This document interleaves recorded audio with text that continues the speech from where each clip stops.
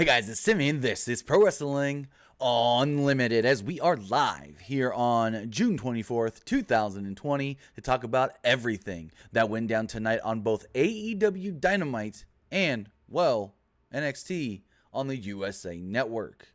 Did have a couple of issues. For some reason, the first time I tried to click go live, YouTube didn't want to connect, but we're live this time. Everything is good. We are connected there with a green light, because a green light means everything is solid. So bada beam, bada boom. Here we go. I want to thank everybody who has joined me here tonight so far to talk about tonight's AEW, to talk about tonight's NXT. We're all good. We're streaming. We're live. We're going to kick it off with AEW. Got a couple of you in the live chat.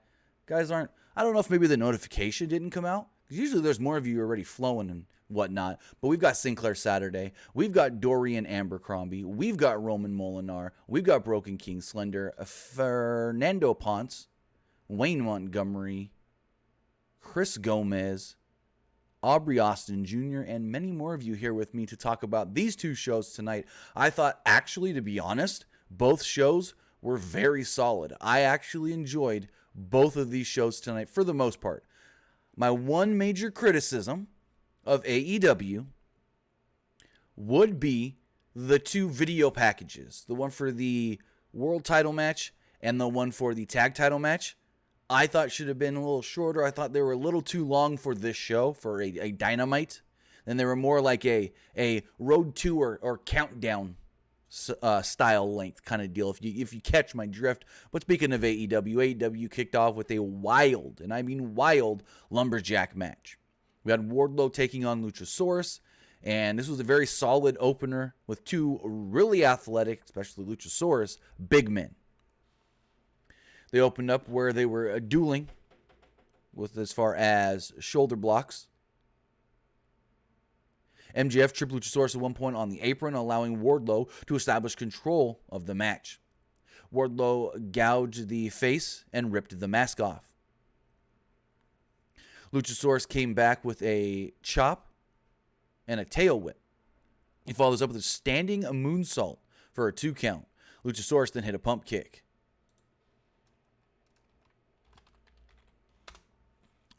Where are we? They climbed the ropes. Wardlow hit a superplex for a near fall. Luchasaurus reversed a whip and hit something resembling a Spanish fly for a 2. Wardlow rolled to the ramp where he hit a slam. Lumberjacks began brawling. Wardlow and Luchasaurus fought on the stage. Brandon Cutler then ran up to try and get them. And they didn't want to get off the stage, I guess you could say. There's not really much more to say about that. So I think it was Wardlow. Yeah, Wardlow grabbed Brandon Cutler and just threw him right onto the pile of guys. Then Marco tried to run up there and attack Wardlow, and Marco also got thrown onto the pile of lumberjacks. Luchasaurus then sent Wardlow off the stage with a roundhouse kick and followed it up with a very impressive shooting star press off of the stage. Back in the ring, once both got to their feet, composed themselves, Luchasaurus hit a chokeslam. MJF jumped on the apron and took the ref. Jungle Boy charged MJF and hit a tope. With the ref distracted, Wardlow hit a low blow and an F10 for the pin. Yeah, still weird they're calling it the F10. Because it's like, oh, Brock Lesnar does the F5, but Wardlow does the F10. It's a lot worse. Also, I don't know why they need to distract the referee, because to my knowledge, no disqualifications in a lumberjack match. Let me fix this. Yeah, there we go. No disqualifications in a lumberjack match. I'm not sure why you had to take the ref. Afterwards, MJF went after Jungle Boy. A brawl broke out with everybody around ringside. Bada bing, bada boom. We then learned that Tony Khan has made a new match for Fyter Fest. Luchasaurus and Jungle Boy taking on the team of MJF and Wardlow. And that was one of 6 new matches we got for the 2-night Fyter Fest event.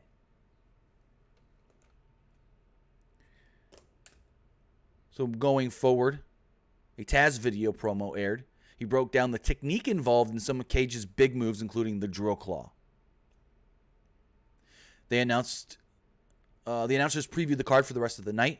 Tony Schiavone read notes from Britt Baker. Britt Baker was on her golf cart, but also surrounded in plexiglass. She wanted a clinical diagnosis on why Luchasaurus has a green tongue. Again, more shots at WWE for the plexiglass. Jim Ross has made a joke about it. Now they're joking about it here. WWE's just trying to keep people safe, and you're going to rib them? Kind of dumb, in my opinion. Next up, we got the AEW Women's World Champion, Hikaru Shida, as she entered the ringside area for her match. Penelope Ford took a swing at her, kind of from behind the barricade. The two exchanged words, and Shida got in the ring. In quicker than I could count, I didn't even get a time on this, Shida hit a high knee, a Falcon Arrow, and pinned Red Velvet. Just pinned her. That quick. That was the entire match. Knee, Falcon Arrow, pin, 1, 2, 3, done. After the match, Shida attacked Ford and, Kip Sabian as well. Because Kip Sabian tried to break up the little brawl between Penelope Ford and Hikaru Shida. He then took a punch to the face which broke his glasses. Ricky Starks got involved, holding Shida back. And there we go. Then we got a lame duck press conference. I thought this was just dumb. I get what it was supposed to do, but at least for me, it didn't accomplish anything. So we get this, and they called it a Fyter Fest press conference. Okay, Fyter Fest press conference. They run down what Fyter Fest is, they run down when Fyter Fest is and all that. And then it's only for one match, though. The TNT Championship match. The lady hosting it, who she says she's like some PR person for AEW, whatever, I didn't catch her name. She said, I will now be fielding questions from the media. And there were 2 reporters that got questions in from Pro Wrestling Illustrated. One reporter asked Arn Anderson if he was surprised that Jake Hager was late. I forgot to mention that. Jake Hager wasn't there at the start. Arn cut a strong promo on Hager. He said that he fired Cody up last week when Hager made a challenge from a safe distance. He said Hager might have the credentials to be a champion, but doesn't have the heart. Cody was then asked what the TNT title means to him. And Cody went on this rant about how great the title is, even though it's not done, even though it's not a completed belt, even though all the plating on it is not finished. He said that last week, he had a tough battle against Ricky Starks, and he likes that Arn is bringing him challenges. He said when Ricky Starks came to Dynamite last week, he had $3 in his checking account, but he left with a lot more than that. Work and a job and security. Cody said he loves real wrestling, not cosplay wrestling or meta wrestling. He said he loves to taste his own blood, and wrestling has fed him his entire life. Nice promo. And then, Hager just randomly showed up. Hager was there with his wife, Catalina. They walk up on the stage, and Hager just goes, "You ready for this?" And Cody stands up, and he's like, "Yeah." And Hager just goes, "Cameraman." They do a little pose down. They do the little, standing next to each other, pose down. And then Hager thinks he's all funny, and he takes his fist. Let's see if I can get it in. And he puts it, up to Cody's face. Cody swats it down. Dustin, who is, I guess you could say, one of Cody's corner men, kind of gets a little mad at Hager for the gesture.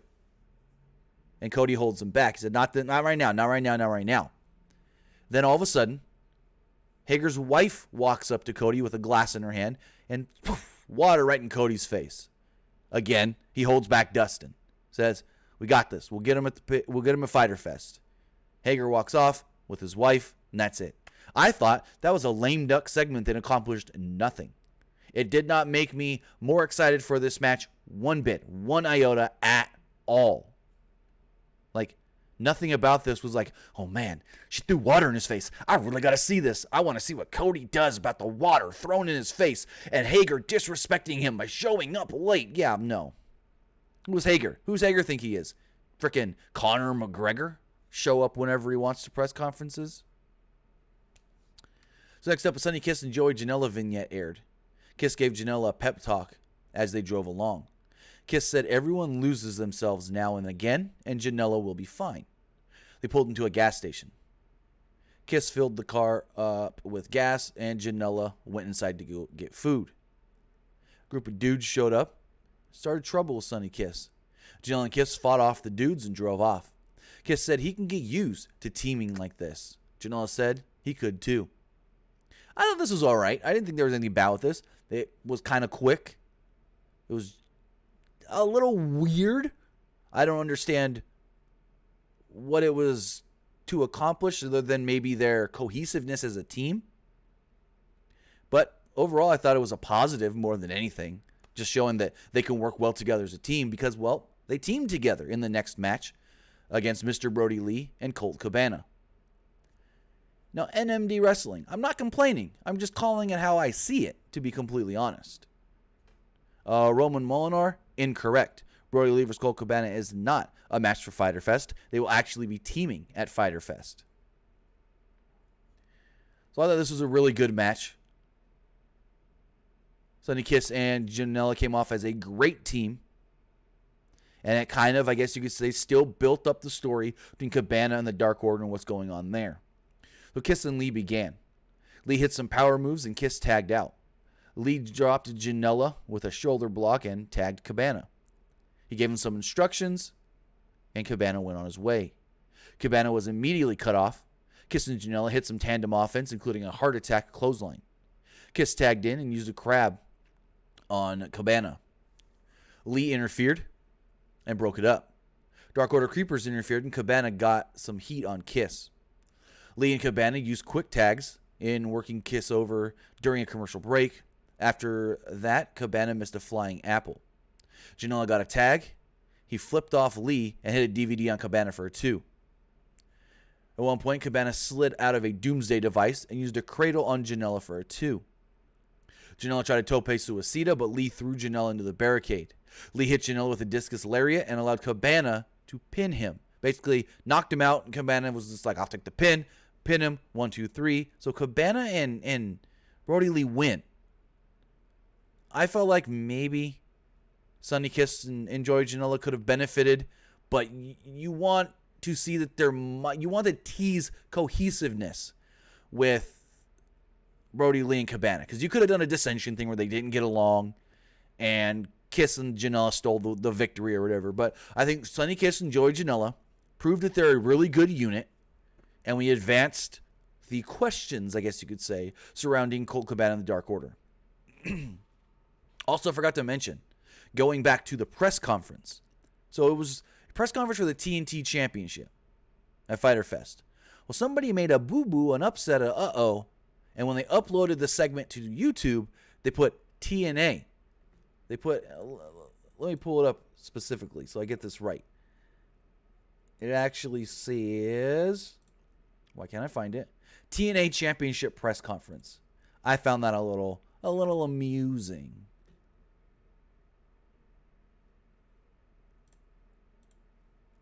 So going forward, video package aired showing Sean Spears laying out Pineapple Pete with a loaded glove on Dynamite. No, on AEW Dark. Actually, I forgot a whole thing. So after the tag team match, Lee raised Cabana's hand, and Cabana kind of celebrated with Dark Order. Kiss then helped Janela out of the ring, but Lance Archer would run down and lay out both Kiss and Janela. Joey Janela tried to use a chair on Lance Archer, and he no-sold it. With that, Jake Roberts pulled Archer away, saying, hey, they're not worth your time. Don't worry about it. We did learn later that at Fyter Fest on night 2, so July 8th, Archer will be taking on Joey Janela in a singles match. Next up, we got FTR versus SCU. This was supposed to be FTR versus Natural Nightmares, but QT Marshall had come in contact with somebody who had tested positive for COVID, so they said, hey, just stay home. All will be good. We'll manage. Good on them. They did the same thing with Moxley. Moxley said that he came in contact with someone who came in contact with someone who tested positive. So I assume his wife didn't test positive, but came in contact with somebody that did, so that's why he stayed home. No, and for the people that asked me on Twitter, a couple people actually did Moxley and Renee both test positive? Neither, to my knowledge, have tested positive. Also, remember, guys, if you want to give me your thoughts on tonight's show, either AEW shows, actually, either AEW or NXT, you can do so by texting in to 510-906-1341. The number is in the live chat. Again, that is 510-906-31. Or you can submit a super chat donation, because all donations are very, very, very, very appreciated. Reading a question here in the comments in the live chat. George J. Cox, do you have any news on Mickie James? None. I haven't heard anything on Mickie James in months, other than she had a new country song come out. Other than that, I haven't heard anything about Mickie James. So I think these two teams worked really well together. FTR got the first bit of offense here. All four then brawled on the floor before commercial break. Kazarian and Daniels worked over Wheeler during the commercial. Oh yeah, and I forgot to mention SCU was Daniels and Kazarian, no Scorpio Sky. So Harwood got a tag after the break and hit a series of snap suplexes. Harwood hit a slingshot suplex on Daniels for a 2. Kazarian took the ref. Daniels used an inside cradle on Harwood. Wheeler jumped in and reversed a cradle with the ref's back turned. Daniels kicked out. Kazarian and Wheeler got tags. They traded chops and lariats. Kazarian hit a backstabber and an unprettier for a near fall. At one point, SCU hit a powerbomb neckbreaker combo, but Harwood kicked out. Daniels hit the Angel's Wings on Harwood, but Wheeler broke it up. The pin attempt, that is. Harwood then cradled Daniels for a 2. Wheeler then blind tagged himself in. Wheeler and Harwood hit the Goodnight Express on Daniels and pinned him for the victory. Again, if you don't know, the Goodnight Express is the new name for the Shatter Machine. Afterwards, Harwood cut a promo. He said FTR weren't welcome when they arrived in AEW at first. Harwood said that they're good guys and bad guys, and he and Wheeler are the baddest of guys. Harwood cut a promo on Jungle Boy and Luchasaurus. Then he cut one on the Young Bucks. Harwood was interrupted by The Blade. Butcher and The Blade were in FTR's truck. Lucha Bros would then enter the ring. Blade challenged FTR and the Bucks to face Butcher, Blade, and the Lucha Bros in an 8-man tag team match at Fyter Fest. Kind of random adding the Lucha Bros in there out of nowhere, but hey, the match was made official. At Fyter Fest, we will see the Young Bucks and FTR team up in an 8-man tag to take on the team of the Butcher, the Blade, and the Lucha Bros, Pentagon, and Phoenix. Lucha Bros hit FTR at the package driver double stomp combo. The Bucks ran in and made the save. Lucha Bros, Butcher, and Blade drove off in FTR's truck. We then got a video package for the tag title match coming up next week at Fyter Fest. I thought the package was good, but a little long for Dynamite. So Shivani, Taz, JR, and Excalibur all served as talking heads during this segment. They contrasted the odd couple of Omega and Page with the best friends. At one point, Kenny said, hey, we're not that close of friends. We're not best friends or anything, but we're the best this tag team division has. So we're going to defend our titles and successfully defend our titles. Then they went into a hype video for the world title match. Moxley and Cage. Moxley said he realized when Cage put him through the windshield of a car, Cage wasn't after the title. It was after his title. More than anything. They had the same talking heads, Shivani, Taz, JR, and Excalibur. And they just hyped up this match. Taz would then come out to join commentary. We saw Brian Cage take on John Cruz. Cage won with a squash match. Basically just hit a couple throws, suplex, the drill claw, and there we go. That was it. Pinned him. Then afterwards, Taz had cut a promo that some people thought was okay and some people had a problem with. So as Taz is getting in the ring, they let us know that Jon Moxley, the world champion, is not here tonight for the single fact that he may have come in contact with somebody that had coronavirus or COVID-19, so he decided to stay home for everybody's safety. They commended him for that in commentary. And not even a minute later, Taz cuts this promo saying, Moxley, where's Moxley? Hey, Moxley. Brian, I know where Moxley is. He's right there on the other side of that camera lens, sitting at home on his ass on the couch. He's got a bullshit excuse for why he can't be here tonight. And my first thought was, oh my God, they didn't go there. They called somebody not wanting to show up because they may have come in contact with somebody that had coronavirus a bullshit excuse. So are they making light of coronavirus? I'm not trying to say they are. That's just how I perceived it. Taz cut a good promo. Nothing against Taz's promo. I just could have used without the whole bullshit excuse for why you're not here line. But Taz told Mox to ask himself if he can stop the path of Cage come Fyter Fest. Taz said the Cage is Moxley's fate and Moxley's championship is in grave danger. He said it's good Mox isn't here because Cage is unsafe. So let me get a promo in the back with Brody Lee and Colt Cabana. Cabana said, winning feels good. Lee said, our lives are filled with defeats, but it's how we come back from that makes sense. Lee then cut a promo on SCU. He said he's bringing his best men at Fyter Fest. SCU, you bring yours. Cabana acted unsure if this was a good idea of him to team with them again. Lee assured him, all will be fine. So on night 2 of Fyter Fest, SCU, Frankie Kazarian, Scorpio Sky, and Christopher Daniels will be in a 6-man tag team match against the team of Mr. Brody Lee, Colt Cabana, and Stu Grayson. So, bingo, bada boom, there we go. We also learned it's now, or actually we learned about more matches for Fyter Fest. We actually got a breakdown of what's on what night, so let me run that down for you right here. Night 1, July 1st, next week. MJF and Wardlow versus Jungle Boy and Luchasaurus. That's a new match. Also a new match announced tonight. Private Party with Matt Hardy in their corner will be taking on the team of Santana and Ortiz. Kind of wish they would have waited to announce that because it made more sense why we're doing this match after we got the Matt Hardy-Santana match, but nonetheless, 3 titles will be on the line next week. Karu Shida will be defending the Women's Championship against Penelope Ford. Cody will defend the TNT Championship against Jake Hager. And Omega and Page will defend the tag team titles against the Best Friends. As far as night 2 goes, 2 weeks from now, July 8th, we've got Lance Archer versus Joey Janela. That's a new match. All they stated was, Nyla Rose, the former women's champion, will be in action, and Nyla says she has a big surprise for everybody. No opponent was named. Learned about that SCU versus Dark Order match. Jericho will be taking on Orange Cassidy. 8-man tag, Bucks and FTR against Butcher, Blade, and Lucha Bros.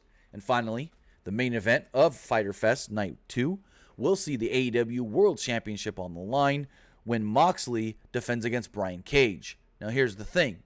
For everything I can gather, they kept saying this is a pay-per-view caliber card, both nights, pay-per-view caliber cards, but on free TV. So I'm assuming they're just episodes of Dynamite 2 hours long. So we've got 5 matches on night 1.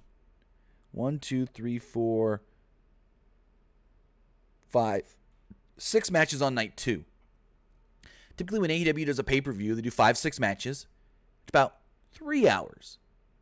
So maybe we get a couple slight squashes or short matches. I hope at least these title matches, the women's title, the TNT title, the tag title, and the world title matches get adequate time. Get more than a 10-minute match, a 12-minute match. I hope all the title matches go at least 15. So that way it does feel like it's pay-per-view quality and not, we got an 8-minute women's title match between Shida and Penelope Ford. That wouldn't feel like a pay-per-view quality title match, to be completely honest. Britt Baker then sent a note. Tony Schiavone. Tony didn't want to read it at first. The note said that Big Swole was the biggest piece of trash on the roster. Swole would then appear and dumped trash on Britt Baker. Baker threw a fit. Rebel tried to blow her away off the top of the golf cart with a leaf blower. Big Swole laughed. This is going to be a very long build to Big Swole versus Britt Baker at All In. Next up, we got Matt Hardy versus Santana. I thought the match was all right. It wasn't anything to be like, oh man, you got to see this match. This match was really good. I thought everybody did everything that they were supposed to well, and it was a almost perfect television match. Matt was a little slow. I will say that, though. And Santana started off with some chops. Hardy came back with chops of his own. They spilled to the floor. Santana took the referee, and Ortiz tripped Hardy on the apron. This allowed Santana to work Hardy over during a commercial break. Hardy at one point made a comeback. He had a side effect, but Santana kicked out. At 1, I may add. Hardy hit a second side effect, and Santana kicked out at 2. He hit a third, and Santana kicked out again. Hardy then caught Santana coming off the ropes with a kick. Hardy hit an inverted DDT and made the cover. Ortiz took the ref, though. The finish of the match saw Santana hit a sit-out DVD and cradle Hardy. Hardy reversed the cradle and got a flash victory. 1-2-3 pin. So Matt Hardy picks up the win. Afterwards, Santana and Ortiz tried to double-team Hardy. They used the Mad Ball. Street Profit. No, not Street Profits. Whoa. I'm wrong there. Private Party ran down to make the save. Santana and Ortiz bailed. And there we go.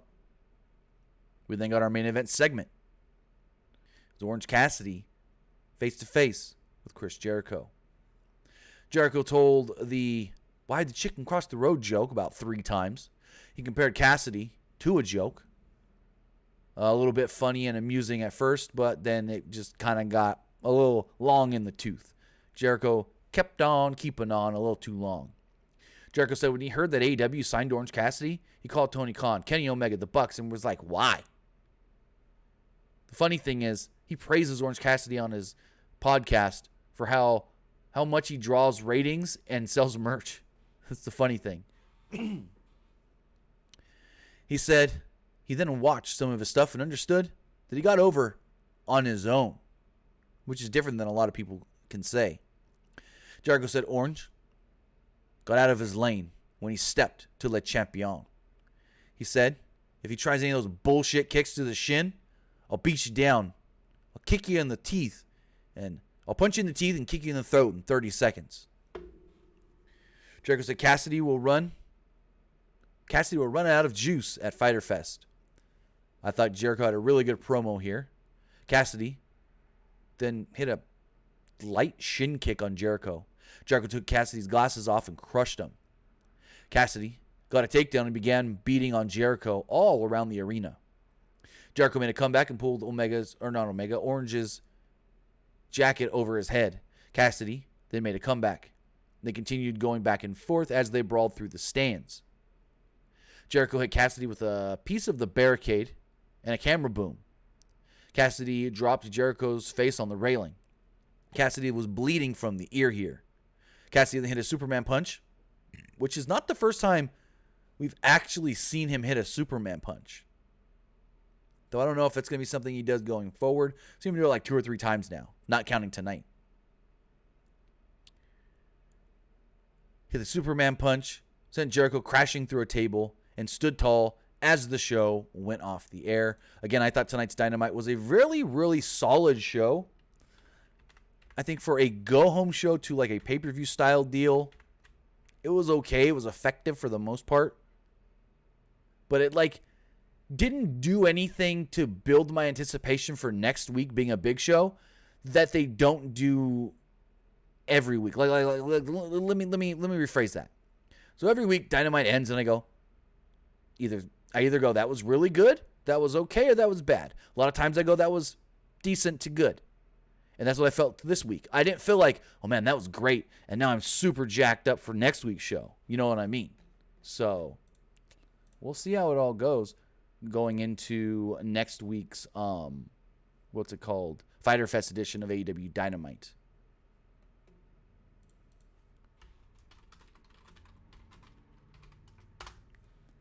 Going forward, we had, NXT. Sinclair Saturday says, you should just call it the Super Orange Punch. I kind of like that, Orange Punch, because, like the drink, like an Orange Punch drink. I like that a lot. I actually really like that. Good little pun there, Sinclair Saturday. So as I stated, we also had NXT tonight. Give me 1 second.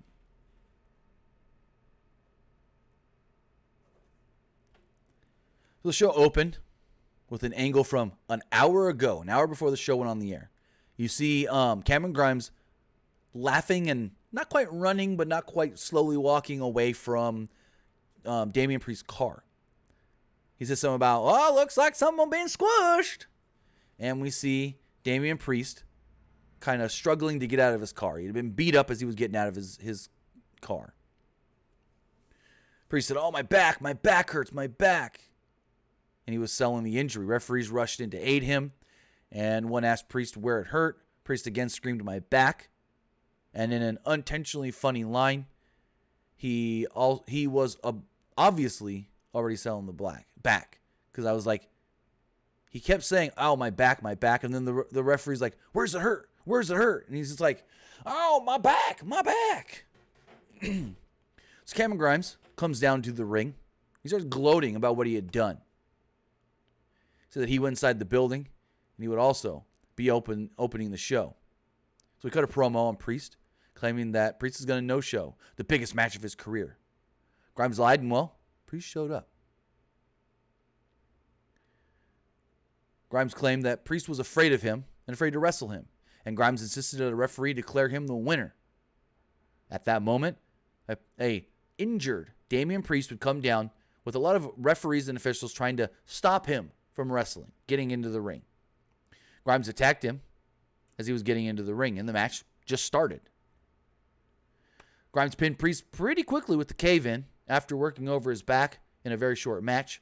Priest fought valiantly, but, of course, he was beaten because, well, the sneak attack about an hour prior.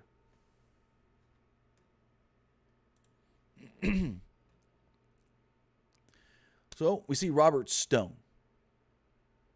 Robert Stone was trying to convince Rhea Ripley to join the Robert Stone brand.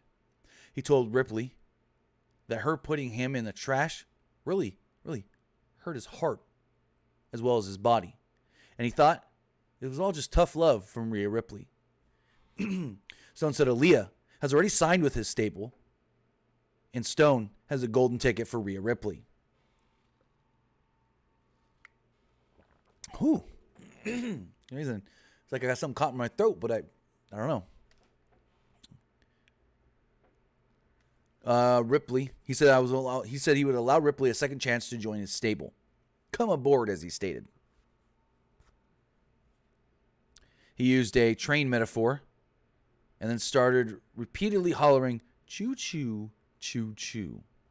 So Ripley punched him in the gut and threw him into a dumpster this time. Not just a trash can, but a dumpster.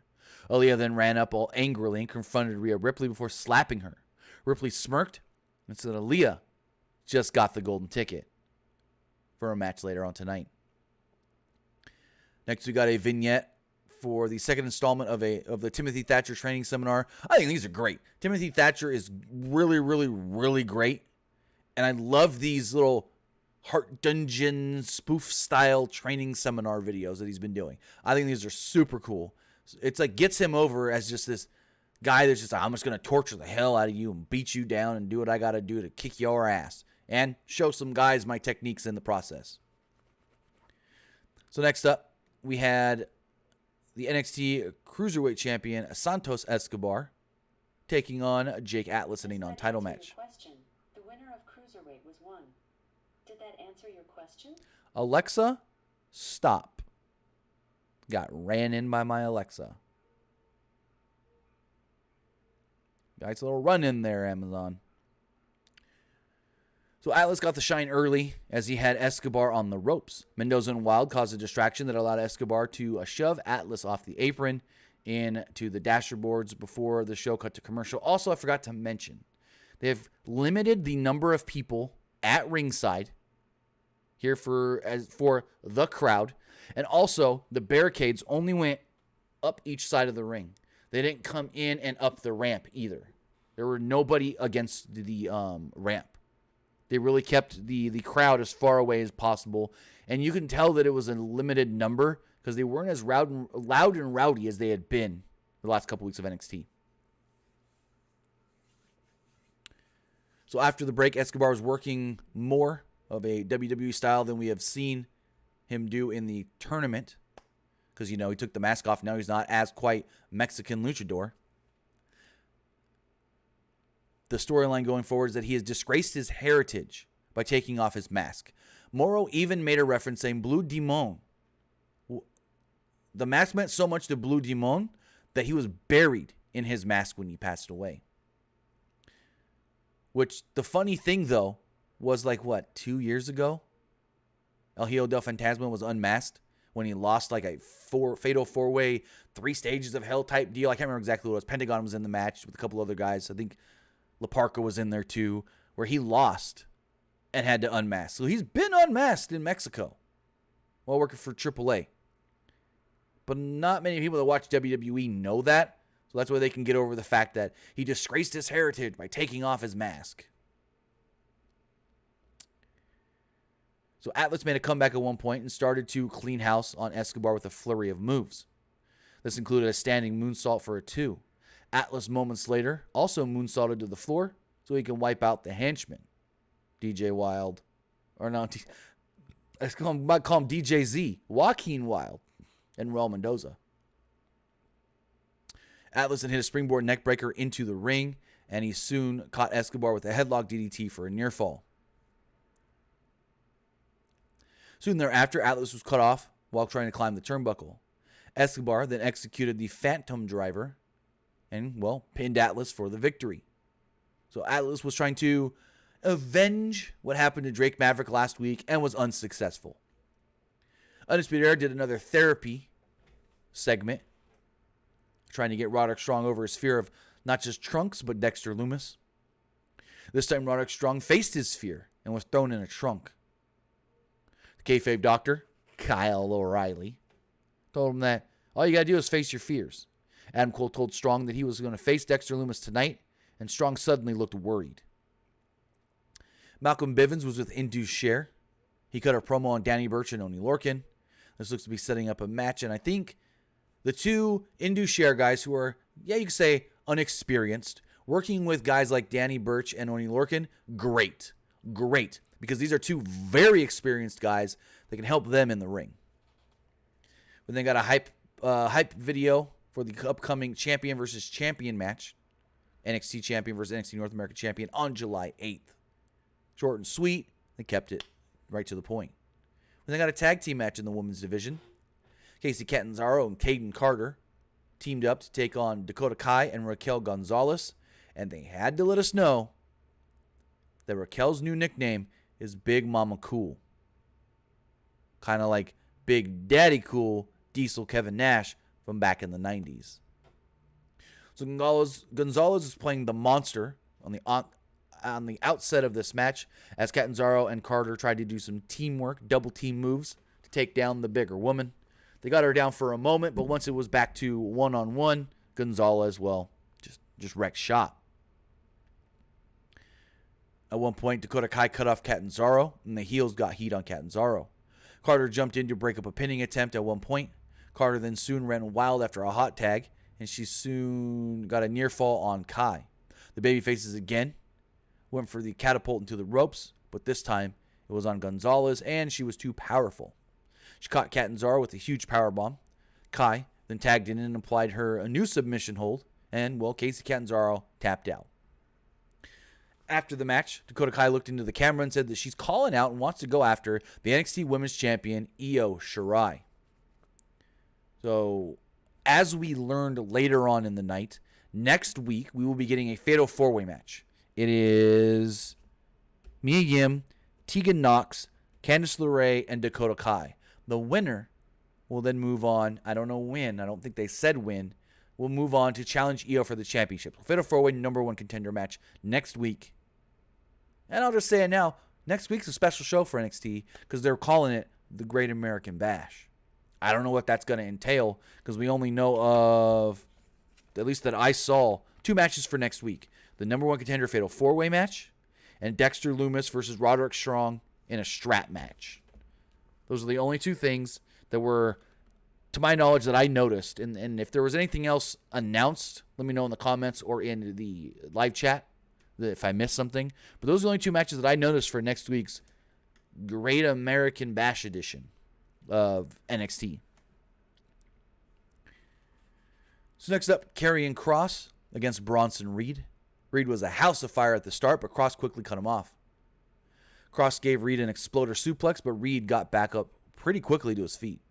Reed answered with a German suplex, and then they went to like the what do they call it? The Fry Takayama spot, where two guys come face to face and then just start smacking and just throwing shots after shot after shot after shot, almost not selling any of it before finally they both get taken down. Kross took some splashes in the corner from Reed, but that only served as a light fire for Kross.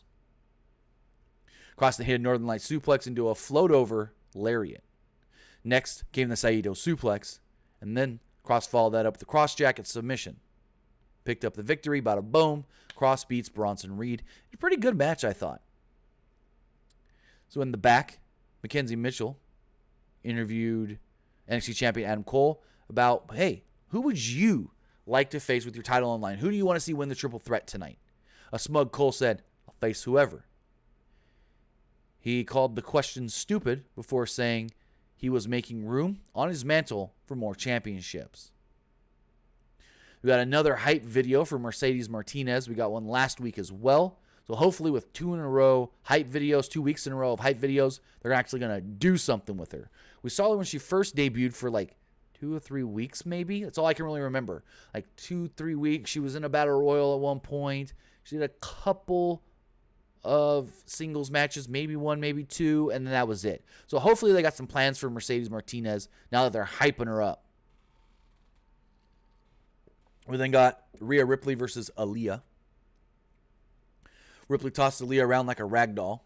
Aaliyah tried some heel tactics, but Ripley cut her off very easily several times. Ripley then applied her standing scorpion submission hold and was seemingly on the verge of victory when Robert Stone threw a shoe at her. He just took his shoe off and poof, right at the former champ. Ripley then chased Stone around the ring, and she caught him and ripped off his sports coat. Stone then fled and rolled out of the ring as Aaliyah rolled up Ripley. Ripley blocked the attempted pin, hit the riptide, pinned Aaliyah, bada boom, there you go. Okay, cool. It's actually leading to something further. I'm going to fast forward here. Later on in the night, we did see Robert Stone and Aaliyah talking to William Regal on a tablet because Regal ain't ever there. He's just there virtually. So I guess everyone's got his Skype ID, and they can just Skype him up whenever they want. And he was like, we want another match against Rhea Ripley. We want a rematch. He goes, oh, I got an idea. You guys want a rematch? He's like, yeah. He's like, okay, how about, and I think, actually, now thinking about it, I didn't write this one down, but I think this is also announced for next week. Handicap match, Rhea Ripley versus both Robert Stone and Aaliyah. And Robert Stone goes, whoa, I don't want to wrestle. I don't want to wrestle. And Regal was just like, no, this match is happening. And I think they said next week, but I'm not 100% sure. Give me 2 seconds and I can double check it. Bum,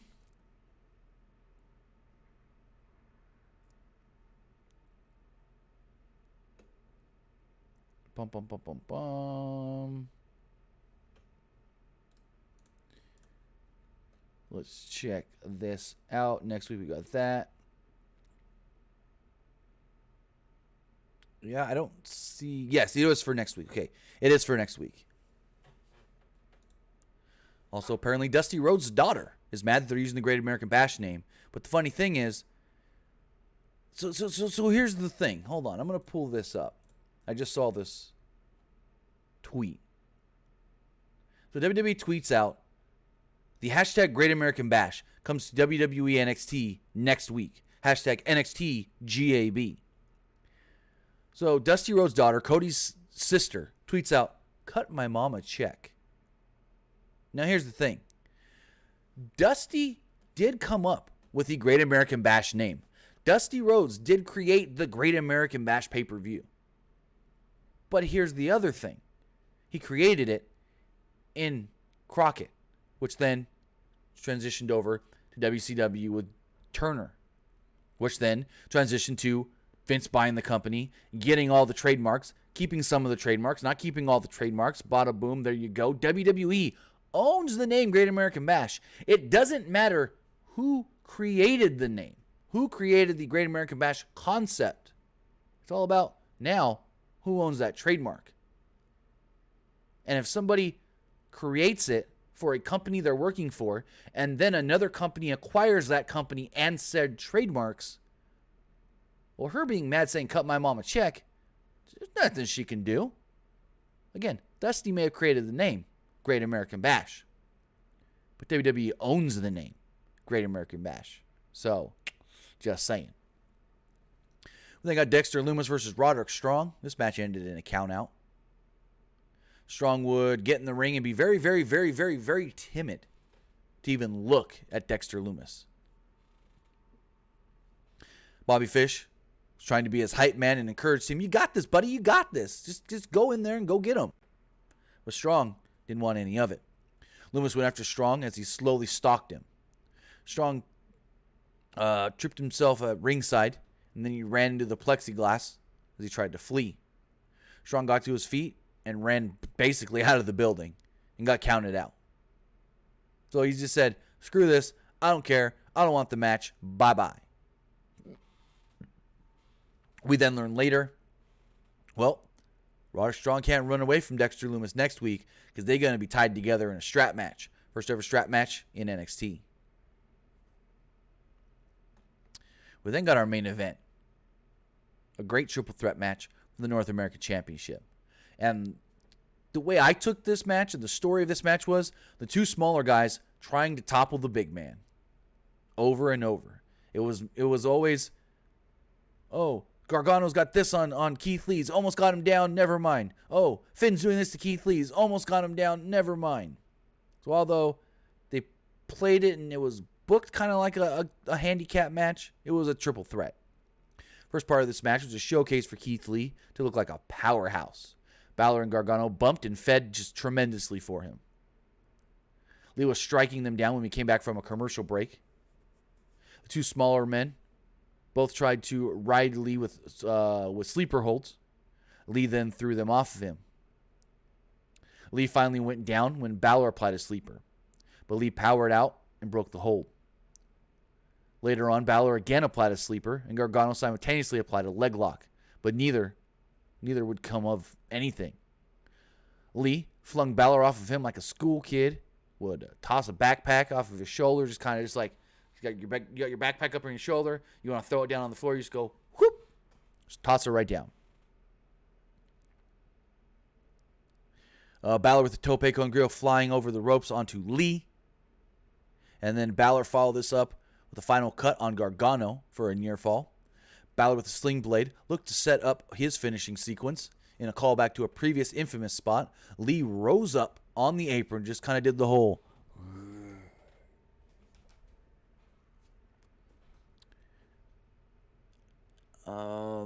and I lost my spot when I did that. He did that right behind Finn Balor. Lee took out both Balor and Gargano with a slingshot crossbody. Later on, Gargano flew through the ropes with the tope on Lee. Gargano then went for a tope on Balor, but he was blocked. Balor teased giving Gargano a 1916 on the floor, which was a callback to many months ago when he did that and legitimately injured Johnny Gargano. Lee then broke that up with a Monty Brown-style pounce. Lee went for a powerbomb on Balor, but Balor countered into a double stomp. Gargano intercepted Balor only for Gargano to take a shotgun dropkick and then bounce off of Lee. And Lee fell onto Gargano in another callback to when Lee was knocked down on Gargano's wife, Candice LeRae, a few weeks back. So a lot of callback stuff here. Balor climbed the turnbuckle, and Lee got him in a goozle.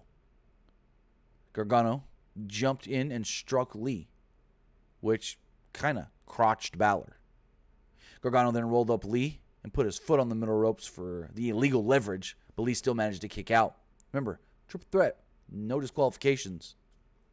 Lee fired up to flatten Gargano with the Big Bang Catastrophe, but Balor jumped off the ropes with a coup de grace on Gargano to break up a sequence and a pinning attempt. Balor then ran into Lee, and Lee gave him the Big Bang Catastrophe. He then, pinned Balor clean to retain the title. After this, out would come NXT champion Adam Cole. The two would just stare each other down. No words were said. They both held up their respective championships, and they will meet in 2 weeks. Title for title, mano a mano. There we go. Finn Balor, no. Adam Cole, Keith Lee, NXT champion versus North American champion. Both titles on the line. Again, I thought just like Dynamite, this was a very solid show. Again, if we were trying to build anticipation to next week, it kind of was just like every other week where it was like, oh, we got some cool stuff. We got some stuff announced for next week. I'll watch. Not really like, oh man, I really got to see that new match now. So with that, I do have a couple of text messages here. This person here says, with WWE now doing the Great American Bash for NXT, does that mean that we are not getting a actual takeover event anytime soon? I honestly don't know. I was thinking the same thing. If they're going to brand a regular edition of NXT Great American Bash, maybe they don't have any plans for a actual NXT takeover Great American Bash anytime soon. That's just what I assumed. Kind of what this texter is assuming as well. One other text message we do have here. Remember, if you want to send in your thoughts, you can do so at 510-906-1341. This person here does state, why have we not seen Robert Stone wrestle? Robbie E. was a really good wrestler in TNA. Why has he not wrestled in WWE? Baffles me. I've asked that before and never really got any response or answer or reason why. It was kind of just like they brought him in. He was a manager right off the bat, doing stuff on the house show loop as a manager. And yeah, that was it. He just, for some reason, hasn't wrestled in WWE till next week, and I don't even know if he's going to do much. So, yay, your question's valid because I've asked the same thing. Why hasn't he wrestled? He was Robbie E in TNA. He wrestled all the time. And all of a sudden, I don't know if maybe he had an injury where he can't anymore. I was never given an actual reason why. But if I had to rate both of these shows, I think I would give them both a 7, if not maybe a 7.5. But I think I'll go, actually, you know what? We'll split the difference. I'll give them both 7.25. Both AEW and NXT. I'll give them both a 7.25. So with that, I do want to thank you guys for joining me here tonight to talk about both AEW Dynamite and NXT on the USA Network. Thank you guys for all the support you do give us here on YouTube. Remember, all live streams will be shifting over to Twitch, starting Monday with the Monday Night Raw review. Let me just double check. It is twitch.tv / double check that it's correct. Twitch.tv / PW Unlimited. We'll go over there. We're setting that all up this weekend. Make sure it all looks nice and pretty for when you guys go over there. Hit that follow button so you do know when we go live. I'm also going to test something here, so possibly YouTube can also give you a notification telling you, hey, we're live, but we're live on Twitch. So with that, also not only follow us on Twitch, twitch.tv / PW Unlimited, but follow us on Twitter at PW Unlimited. Follow us on Instagram by searching for Pro Wrestling Unlimited, and follow us on Facebook, facebook.com / Pro Wrestling ULTD. So with that, guys, have a good night, and we'll see you next time.